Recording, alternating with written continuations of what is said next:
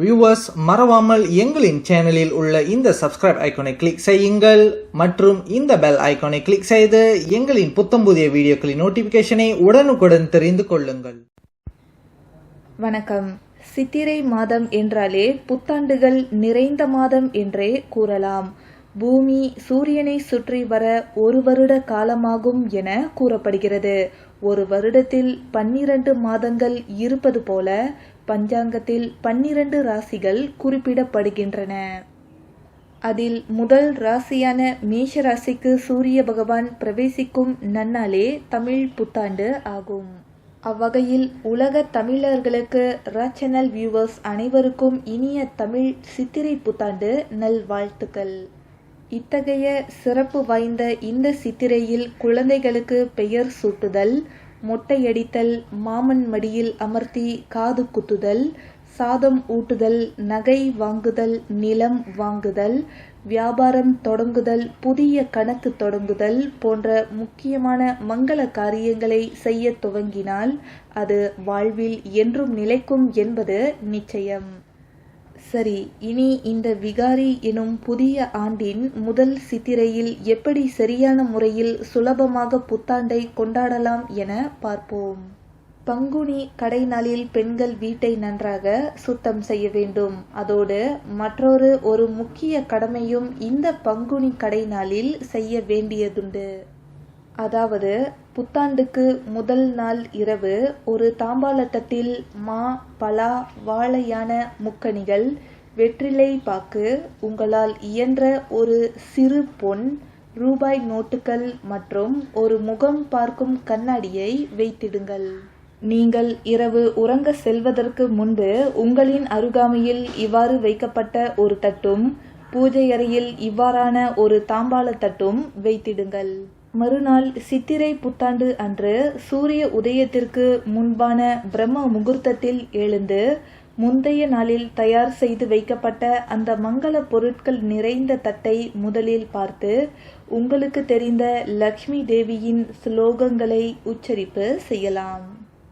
உதாரணத்திற்கு ஓம் ஸ்ரீயை நமக, ஓம் மகாலட்சுமியை நமக, ஓம் நாராயண லட்சுமியை நமக என உச்சரிக்கலாம். இவ்வாறு புத்தாண்டின் முதல் நாளில் துவங்கும் காரியத்திற்கு முன்பாக இம்மாதிரி மங்கள பொருட்களை பார்ப்பதினால் இந்த விகாரி ஆண்டு முழுவதும் ஐஸ்வர்யம் நிறைந்த ஆண்டாக அமையக்கூடும். மேலும் இந்த மங்கள தட்டினை ஒரு முகம் பார்க்கும் கண்ணாடியோடு வைக்கும் பொழுது கண்ணாடியானது தட்டில் உள்ள அத்துணை பொருட்களையும் பிரதிபலிக்கும். ஆகையால் நமது வாழ்க்கையில் மகிழ்ச்சியும் மங்களமும் சௌபாக்கியங்களும் இறைவனின் ஆசியால் இரட்டிப்பாகும் என்பது உண்மை. அதன் பிறகு நீராடி பெண்கள் வாசலில் மாக்கோலம் இட்டு புதிய மாவிலை தோரணம் தொங்கவிட்டு வீட்டிற்கு லக்ஷ்மியை வரவேற்க வேண்டும். இந்நாளில் குலதெய்வ வழிபாடு செய்வது அவசியம். இயன்றவர்கள் குடும்பத்தோடு குலதெய்வ கோவிலுக்கு சென்று பொங்கல் வைத்து வழிபடலாம்.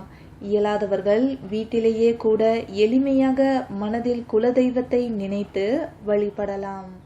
நினைவில் கொள்ளவும், இந்நாளில் ஒரு சேர்ந்து கூட்டு குடும்பமாக வழிபட்டால் பிரார்த்தனைகள் பலப்படும், நிறைவான வாழ்க்கை அமையக்கூடும்.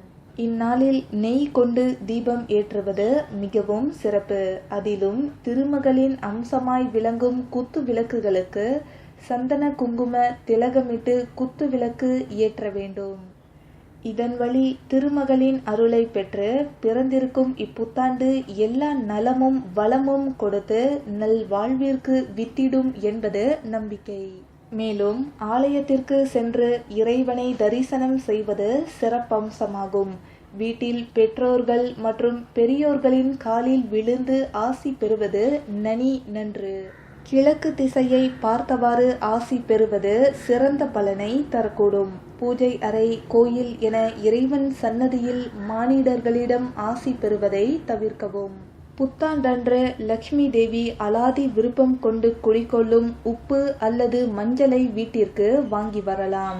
இந்நாளில் பஞ்சாங்கம் வாங்குவதும் மங்களத்தை பெருக்கும். பெண்கள் இந்த சிறப்பு நாளில் 6 சுவைகளையும் உள்ளடக்கிய அறுசுவை உணவை சமைக்க வேண்டும்.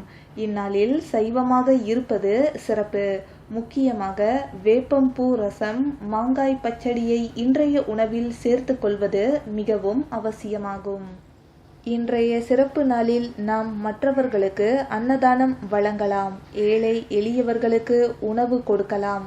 பறவைகளுக்கு, பசு மாட்டிற்கு, காகத்திற்கு உணவளிக்கலாம். இதன் வழி நமது முன்னோர்களான பித்ருக்கள் வந்து உணவருந்தி நமது வம்சாவளியை ஆசிர்வதித்து செல்வார்கள் என்பது நிதர்சனமான உண்மை. புத்தாண்டிற்கு பணம் சேமிக்கவும் துவங்கலாம். சரி வியூவர்ஸ், இந்த புத்தாண்டில் நீங்கள் துவங்கும் எந்த செயலாக இருந்தாலும் அச்செயல் வெற்றி பெற ராஜ் சேனலின் வாழ்த்துக்கள். ஏப்ரல் 14 கொண்டாடப்படும் ஸ்ரீ விகாரி வருட தமிழ் புத்தாண்டை தங்கள் குடும்பத்துடன் மகிழ்ச்சியாக கொண்டாடி மகிழுங்கள். தொடர்ந்து ராஜ் சேனலுடன் இணைந்திருங்கள். நன்றி, வணக்கம்.